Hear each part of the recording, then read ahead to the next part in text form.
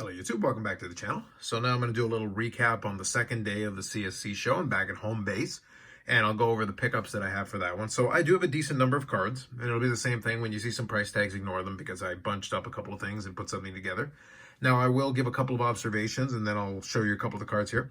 I did go in for the second day, and after the first day I was kind of curious how things would shake out. It's one of those things where it's not a holiday weekend, but it's Mother's Day weekend obviously. So for some folks that's, a clear factor, and maybe some folks were having, brunch and a lot of these different things and hanging out with the family, and some folks were going off to the cottage, which I think could have also been a major factor in the way things played out. You can gather kind of though from what I'm saying that the foot traffic was very, very slow. One of the observations I had on the first day was that it was a little surprising how light the foot traffic seemed to be. And that was an observation that I saw when I talked to a couple different dealers at the show. And I did take a couple of pictures late in the morning, so I'll show that to you. That's probably just a little bit before noon. I basically hung around for a little bit, but in that time in the mornings from the beginning of the show until about lunchtime, this is pretty indicative of what it was. So I don't know if it picked up after the fact. I'll probably reach out and ask if I can get in touch with any of the dealers that were there. But it's one of those things where you definitely saw a big difference. And I do think very much so that the struggles and the light foot traffic on the first day, I think they discourage a few folks, because I think a few of the dealers there definitely packed up and weren't there on the second day. And you could see that things were spaced out a little bit differently. Now, one other thing that I did notice, and I have to check into it myself because I don't know exactly the amount.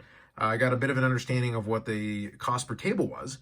And interestingly enough, because the venue itself was very nice, so I kind of want to emphasize that. The venue itself is very nice. It's a little out of the way because anything Markham and things like that is a little out of the way, but at the same time, not onerous. But where it was a very nice room with plenty of space, which would have been really good if they had a little bit more attendance. But it's one of those things where I think organization-wise, they made the best of what they had there, and they did a decent job with that, I felt. But it's one of those things where once the foot traffic didn't materialize, it created a little bit of an issue and made it a little bit tough because obviously then you do have a fair bit of time to go around and look through things casually, which I did take advantage of in these pickups. But at the same time, it also means that if you're one of the dealers, you're kind of having to make the best of the situation and try to figure out what you're going to do with it. And if the price per table that I was quoted is correct, it's one of those things that's going to be kind of tough to make up the difference. Now, one other observation that I'll give you, though, before I go into the cards now, is that if that dealer price per table is correct, and even if it's close to it, I'll confirm regardless, just so that I get the real number as opposed to just what I think is the right ballpark.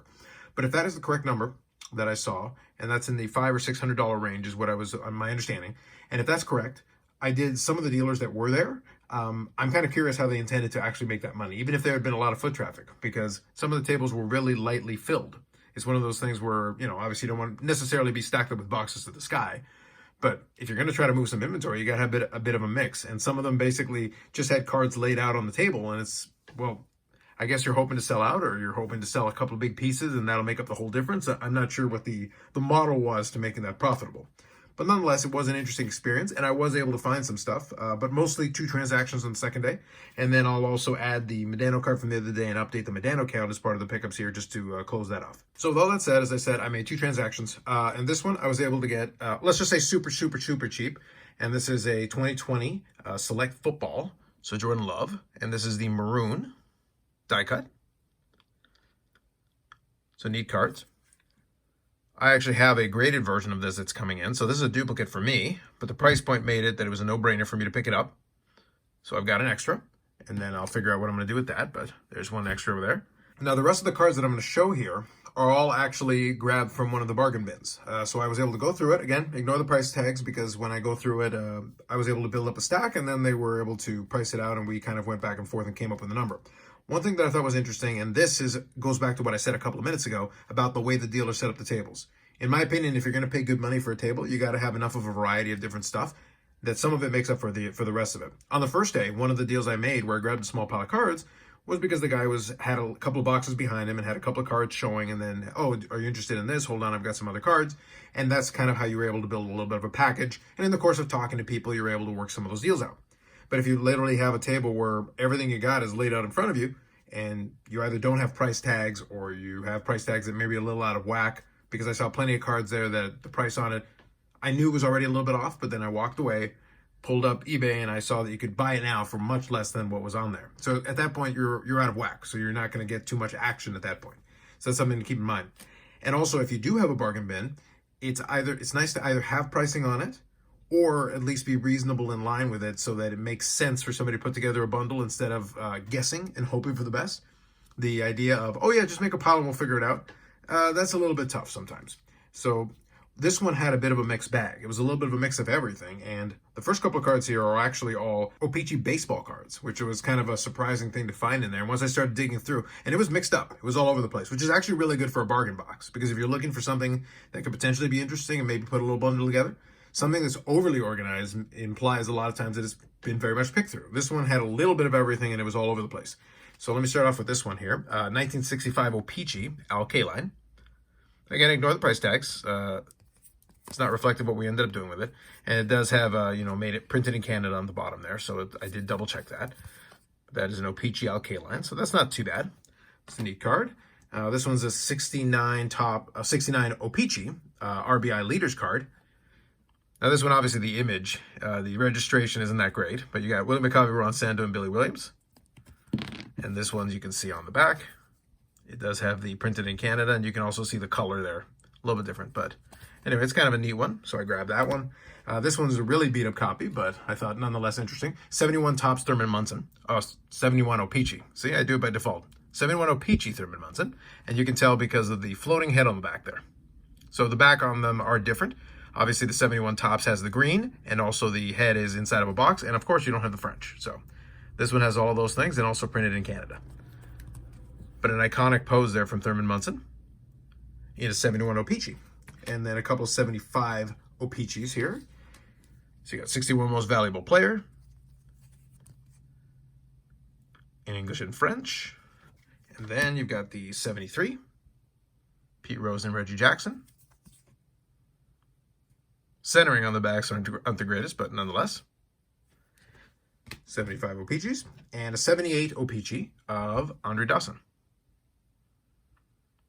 with the Rookie Cup. There you go. And it was truly a mixed bag, because you can see here the top loader. There you go. There's a free ad. Doug Laurie Sports. That wasn't who the dealer was, but it was funny that they had the top loader with the branding on it. All right, so start off with some O-Pee-Chee baseball cards of all things, but it was kind of interesting. And then I grabbed this stack here of 10 of the 98.99 Be a Player autographs. So I've got a couple of ideas of what I might be doing with these, but I was able to get these cheap enough, so I grabbed these in part of a stack.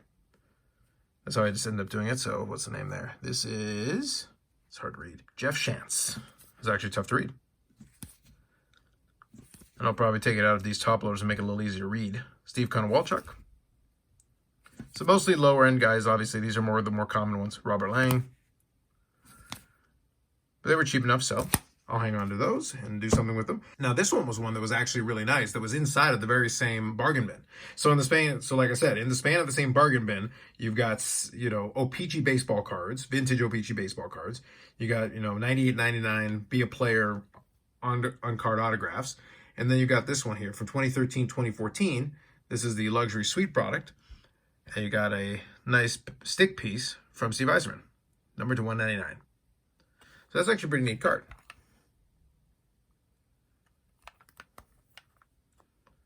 Very cool.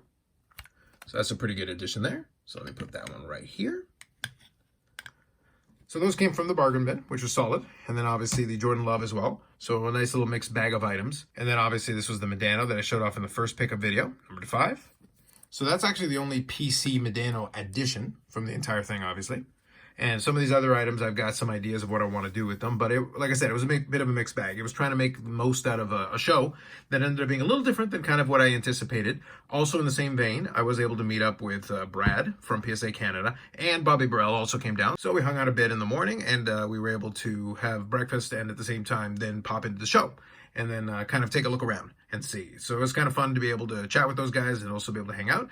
And I think we'll have a little bit more discussion on that when we get to the live stream. So that'll give you kind of an idea. But just as an overall, I would say decent location. I like the room. I like the setup and everything. But I'm not sure if maybe those tables are a little bit expensive for basically the amount of foot traffic they were able to get in. The trade night, I think they tried to do the best they could with it. But I think the initial foot traffic problem then bled into the trade night not being maybe as big as it could have been. And it definitely bled into Sunday, at least the morning of Sunday, being a lot lighter than I probably would have expected as far as it's concerned. But I can't complain about the location, and I stayed there, so it made it really easy for me. Because on Saturday night, after the trade night, I was able to just go over to the lounge area and watch the hockey game. So it was very easy for me just to sit back and enjoy. I treated it as a little, basically overnight vacation, and enjoyed it. Obviously, I was able to at least find something that was at least interesting to me. So with the addition of this Medano card, I can't update the Medano count. It's just the increase of 1. So 2,478 different Mike Medano cards with 277 different certified autographs. The amount of memorabilia cards remains the same at 607. So anyway, so that's it. That's my little short version of my report as far as the CSC show in May. And we'll see. The next one is supposed to be back in Mississauga. I will probably check it out. Obviously the last one was actually pretty interesting. I don't know what's going to happen with this one, but this one's going to be in June, and it is going to be obviously back over Mississauga, back in my stomping grounds anyway. So I'll definitely take a stab at it and see what happens with that one. And we'll play it by ear, and we'll definitely see how that one goes, and we'll compare it to kind of the last couple ones. But overall, I don't regret taking the time to check it out and kind of see at least a couple of the shows in the local scene. With that said, more videos coming up on the channel. Live stream is going to be on Friday, 8 p.m. Eastern Time. We may do something during the week here for round 3, because I did enjoy doing kind of the little watch along, just kind of hang out and talk the hockey games that are going on a little bit.